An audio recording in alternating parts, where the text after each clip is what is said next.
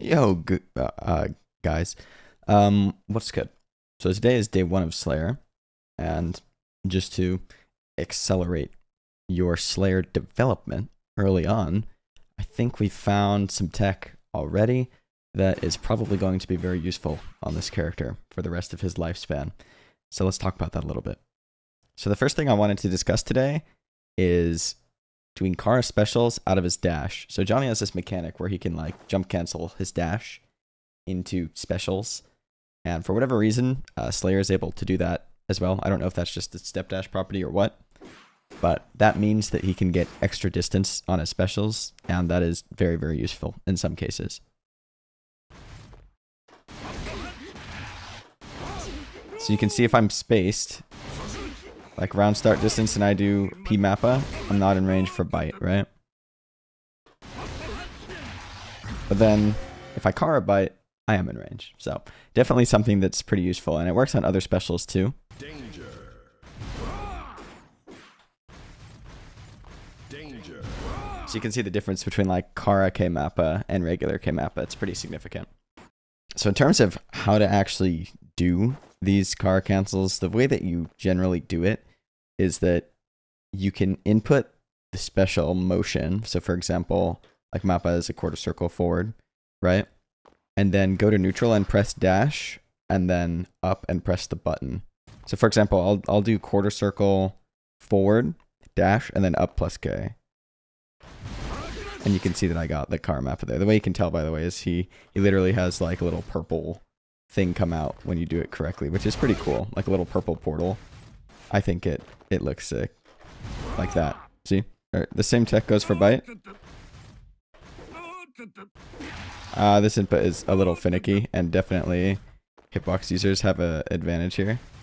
And it might be easier, I've heard, to end on 9 for some people, especially if you're on stick. But I like to do it with this method where, as long as I make sure I go back to neutral after the semicircle, that seems to be the most consistent indicator of if I am getting this correct. But obviously I'm not very good at it yet. It is day 1 after all. And of course in neutral, like P Mappa, is a lot shorter range, but it is only -1, whereas you're risking being throw punishable.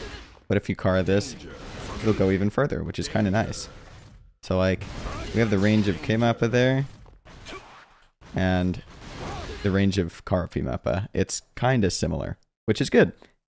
I mean, of course the knockdown is worse, but you might prefer frame data. But also, I mean, K Mappa is plus if it's spaced out. So like if you're approaching from those kinds of ranges, being plus is really, really nice. Because of course this far slash is also plus. And so if you can end up in range for that, you can start to get the pressure started. It's very good. So the next thing I wanted to discuss are Pilebunker loops. So if you get this perfect height, like cross up Pilebunker hitbox, where you're hitting them what looks like forward and they end up going backward, sometimes you'll travel with them and you can actually get a pickup on the OTG, kind of like Johnny with Vault when they're on the ground, but they're still comboable. Now, there are some setups for this, and it seems very spacing and timing dependent right now, but there is an important BNB that demonstrates the concept at least. Let's show that.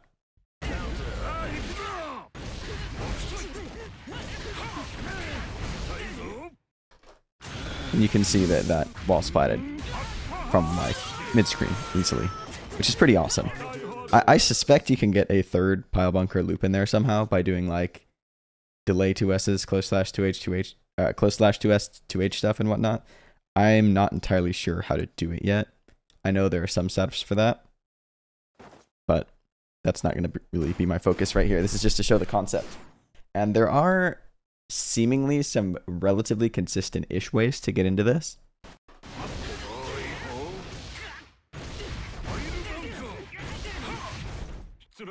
So you can see, for example, that's like one BNB that we've found, but I have to say that took a lot of attempts. I'm not gonna lie.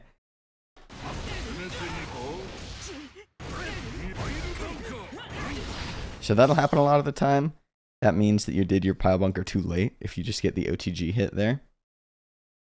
And you can also do it too early, and this is what that looks like. It'll just wall splat them on the same side, which is okay. That's like the preferred way to mess up out of the two of them.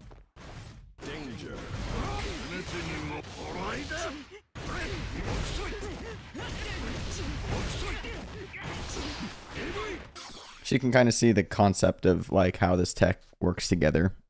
You know, it's kind of nice being able to get those Kara Mappas from super far and then get into your Pilebunker bombos consistently. But I have to say, as of right now, doing it this way is pretty difficult. It would take a lot of practice to be able to actually do that kind of route consistently with Slayer. Now you also seem to be able to get these loops going on some of the counter hits from the Dandy follow-ups, which seems really, really, really good, I have to say. So let me show the easier one first.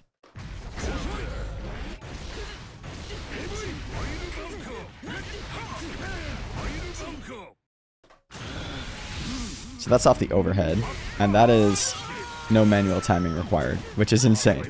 Insane that he gets that without having to do like a super high execution combo. And you also have a million years to confirm that because this counter hit is just like crazy big. You do have to be close enough for the close slash, it seems. So like if I'm back here and I try to do it off like 5k, maybe 5k dash cancels, I haven't tested that, but it's a little spacing dependent.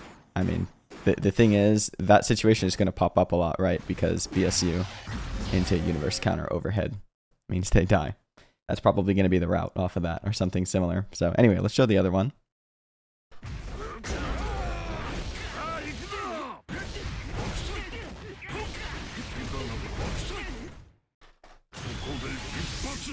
Right, so that one has a tiny bit of manual timing, but it's not that bad.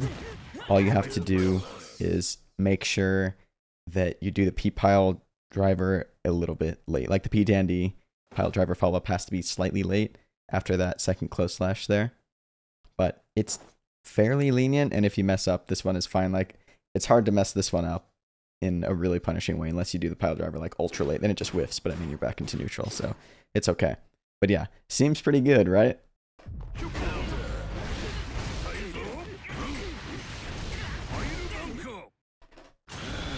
And you can see as well on the K follow-up, like I was saying, pretty damn good. That one's actually... Okay, so the issue with this exact route is there's a reason I started it off K-Dandy, and that's because when you're more spaced but still in close slash range after the counter hit, this one is seemingly more generous as to the Pilebunker P follow-up timing so that you can actually combo off the OTG. But it still works if you do the other Dandy, which means it'll work for BSU.